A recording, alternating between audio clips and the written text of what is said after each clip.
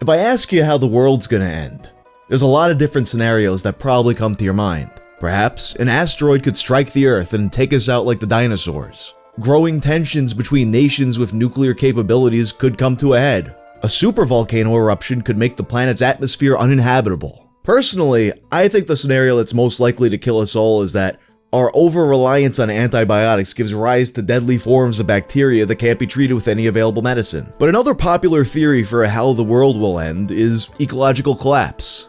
And there's a few things that could cause this. A significant decline in pollinating insects in the mid-2000s led to fears that without these animals playing their role in the ecosystem, massive components of the food chain would disappear, leading to a massive extinction event and worldwide famine. Although the honeybee population has since recovered, other pollinators like butterflies continue to decline. And aside from pollinators, another potential cause of ecological collapse is the disappearance of the coral reefs. Like the bees, they also play a deceptively major role in the food chain. Although there have been some positive developments in places like Indonesia, there's some estimates that say as much as 90% of the coral reefs around the world may be gone in the next 20 years, largely due to human activities. Well, if that's so, what if the coral got its revenge on us? It's more likely than you think. For today's video, let's take a look at the aquarium coral that can melt your eyeballs.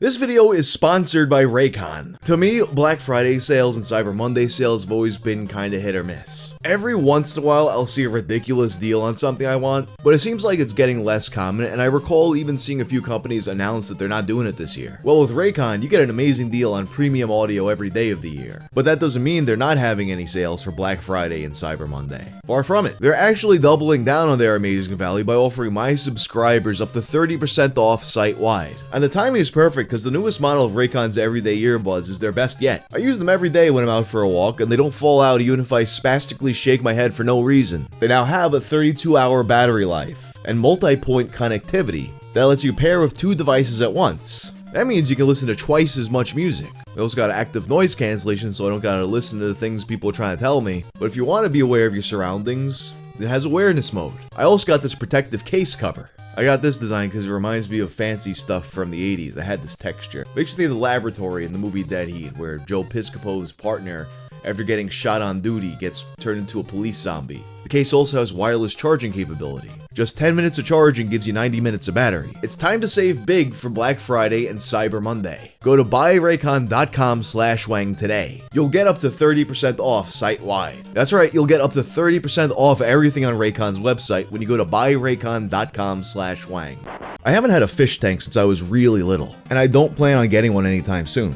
But despite that, sometimes I'll still lose an entire night reading all about them for hours. Taking care of aquariums is a massively popular hobby, and I'm sure some of you are involved in it. It's unique in that it combines caring for pets with creativity. It's not just about having fish or having plants, you're creating a visually appealing, functional ecosystem in your own home or office. And there's few better ways to make your fish tank aesthetic than with coral. There's tons of different species to choose from, some of them with the most vibrant colors you'll see anywhere in nature. But as anyone who's made it to the second stage of Ninja Turtles for NES will tell you, gotta be a little careful. Recently, someone showed me this story that got my interest, and I feel like a dick because I forgot who it was that sent it to me. It happened a few months ago in Gatineau, Quebec, Canada, which coincidentally is a city I'm gonna be in soon. December 15th, I'll be out there doing commentary for Evil Uno's Mystery Wrestling. This past April, Jason Laframboise bought an aquarium from a man named Alex Bordeaux. Alex had kept the aquarium on display in his office, and he maintained it for 4 years and never had a problem. Jason was not so lucky. He gets the aquarium home and he starts to transfer some coral to the tank.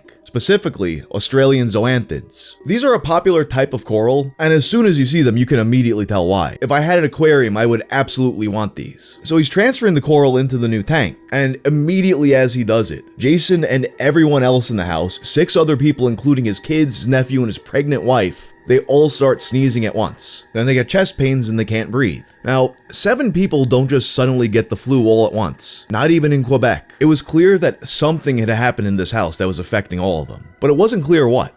Maybe a gas leak or something. After dealing with the symptoms for a few minutes, they evacuate the house. Jason calls the Quebec Poison Control Center, and after he explains what happened, they inform him that some zoanthids, specifically those belonging to the genus Palithoa, contain the second deadliest toxin on Earth. It's called palitoxin, an extremely dangerous substance that constricts the blood vessels and works very quickly, even with just a small amount. Before it was known to the rest of the world, it was the subject of a Hawaiian myth that tells of the seaweed of death from Hana. Ancient warriors were said to have dipped their spears in the poison to better kill their enemies. And now you can have it in the comfort of your own home. Of course, palithoas are very popular, and it's not like this is a secret that they have this toxin. But a somewhat lesser known fact is that in some rare cases, the toxin can aerosolize and be inhaled. Although palitoxin is generally not as deadly in this form, it's still extremely dangerous and can kill you. When speaking about the incident to CBC, Framboise noted that despite being very experienced with aquariums, he was unaware this could happen. And after being discharged from the hospital, they were all staying in another family member's house, because nobody among the 40 organizations he contacted knew how to decontaminate it. According to a follow-up report by CBC several days later, he was still waiting to figure out how he can get back in his house. The local government was trying to get something together, but he was still waiting. He told the CBC, "If you're selling a poisonous product in your country and you don't even know how to deal with it, I don't think that's right at all." Now, originally I was just gonna make this story a short because I figured this was just like a one-off freak accident. But I quickly found that although it is in fact extremely rare, it's still more common than I expected. Over the past few years, quite a few incidents involving this toxin have been reported by several different outlets. One just happened a few months ago in London. Just an incredible headline by The Sun.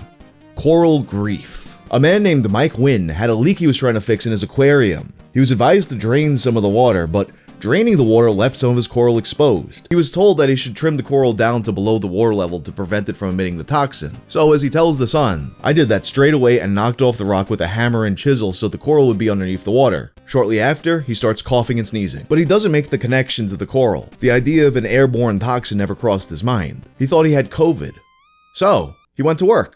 When he gets home that evening, he finds his wife, sister, and children all incapacitated on the couch, struggling to breathe. So he calls emergency services, they're sent to the hospital, and the entire neighborhood is evacuated. You got another similar story from the UK a few years prior. A man named Chris Matthews, not that Chris Matthews, was cleaning his aquarium one day in 2018. His tank contained a coral named Pulsing Xenia. From what I can see, this seems to be somewhat of a contentious coral. It looks cool and brings a lot of appealing motion to your tank. But as illustrated in this picture by WVNet on the Reef to Reef forums, it will very readily take over your entire tank. At this time, Chris was dealing with such a situation. So he takes an overgrown rock from his tank and scrapes off all the coral. He puts it back, and then he goes to sleep. The next day, he wakes up and he's sick. He has a fever. He's coughing and he's struggling to breathe. Then he finds that everyone else in the house has the same symptoms. Must just be a bug that's going around. But then they notice that the dogs are sick too. After seeing this, Chris, who was aware of the toxin, realizes what's happened. He calls emergency services and a group of firemen arrive on the scene. Firemen are exposed to the toxin and they get sick. More emergency services arrive and eventually the whole block is cordoned off. It should be noted that this particular story was a bit controversial, because it was widely reported that the Pulsing Xenia was the culprit,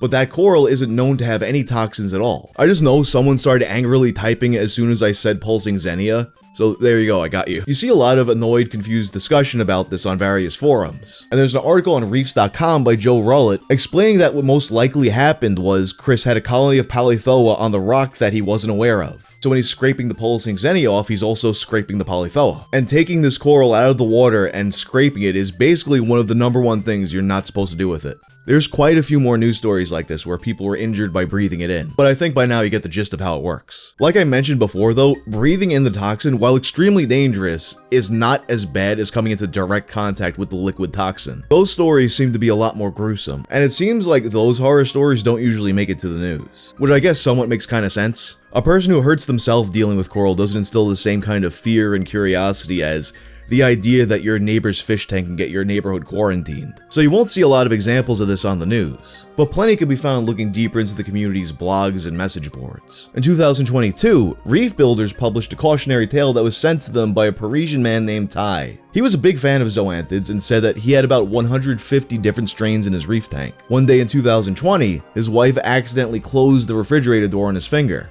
It hurt a little, but he didn't think much about it, because you know, people get dinged up a little all the time, what does it matter?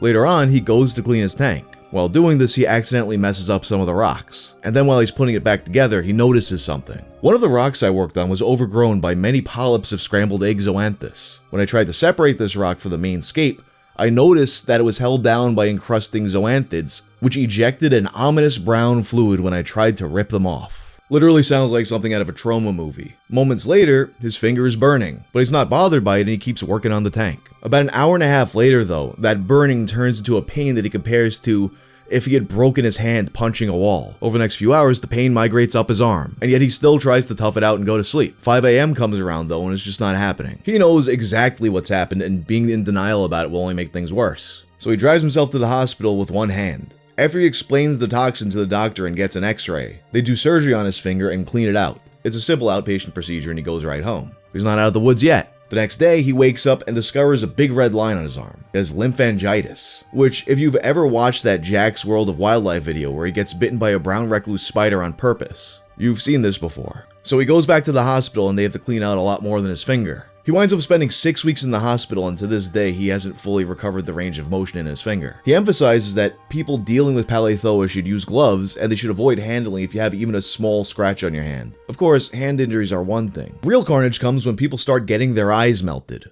In 2010, a user named Acer High posted to the Reef Central forums about his then ongoing ordeal. I am writing this to stress the importance to everyone, new and old reefers alike. Never forget to wash your hands after handling anything in your tank. Your sight may depend on it. At this time, Acer had a tank at his job. He mentions that he fragged a colony of purple deaths, which is when you cut a piece of the coral off to grow a new colony. Purple deaths, as you may have guessed by the name, could be a little dangerous. But it's usually not a problem if you observe proper safety protocols. Sometimes though, you get a little too comfortable with something and you get a little careless. So Acer High is making this colony for his friend, and all of a sudden work gets busy. He forgets to wash his hands. And then later on, without thinking about it, he rubs his eye. That night, his eye starts to get irritated. He's rinsing it and using eye drops, but that only made things worse. He said that he's never felt anything more painful. But he goes to the ER and the doctor can't find anything wrong.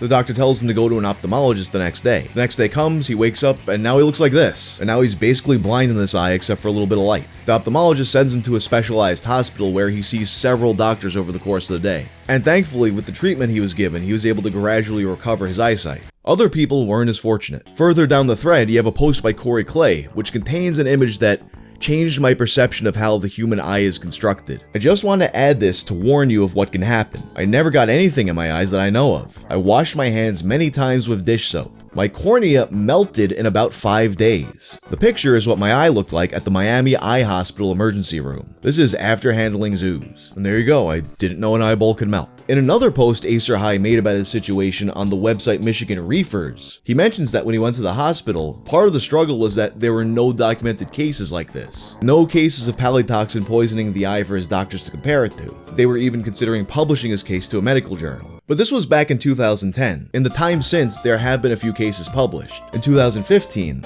a case study was published to the journal Toxicon. It documented a case where a coral squirted a man in the eye with palytoxin. They treated his symptoms, but they couldn't reverse the ulcerations on his cornea. But they were able to improve his condition somewhat with a transplant. Another interesting case was reported in Acta Ophthalmologica in 2021. The first known incident in Europe where the toxin perforated someone's cornea. Like the family in Quebec, this guy was also exposed to the aerosolized form of the toxin, but he wound up much worse than any of the other cases. His right eye was irritated, but it was intact. The left eye, however, had its cornea melt over the course of 10 days.